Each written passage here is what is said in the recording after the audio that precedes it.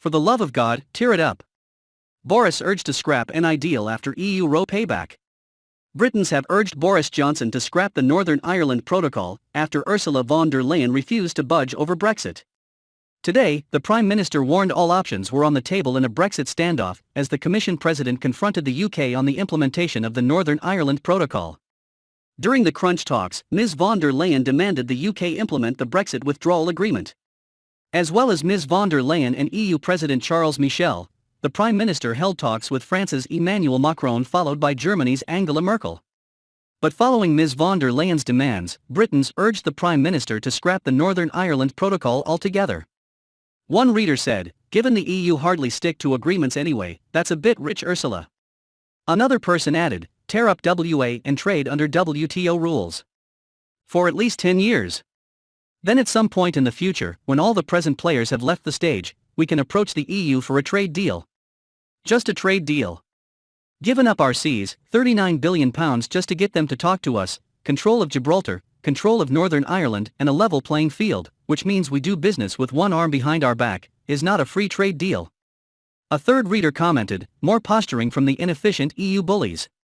Boris, for the love of God, tear up the WA and start afresh on a clean break and WTO as you were told to do last December.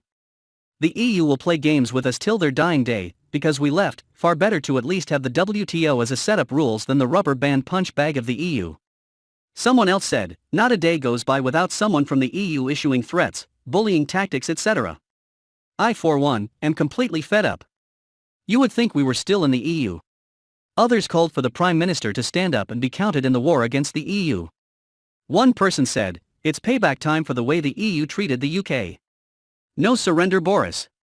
Many questioned why Ms von der Leyen and Mr Michel were at the G7 summit in Cornwall. One person said, "The G7 summit is not the time or place for Bandy Vandy to make her demands. No wonder the summit is EU top-heavy. She shouldn't even be there and her cronies. They are not G7 country leaders. Time to pull the rug out from under these federalist dictators." Another added, "Neither VDL or Michel should even be present. It's the G7, i.e. USA, UK, Canada, France, Germany, Italy and Japan. These two do not represent any country. Like all Eurocrats and their umpteen presidents, they are all aboard any passing gravy train."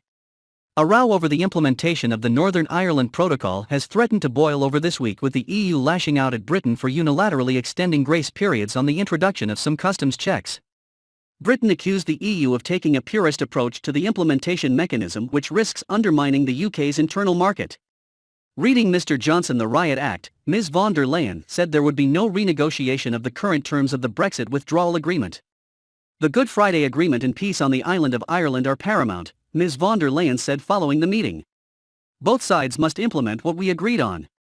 There is complete EU unity on this." EU leaders at the G7 held a group meeting yesterday to discuss how to best confront the UK on Brexit and present a uniformed front in their individual meetings.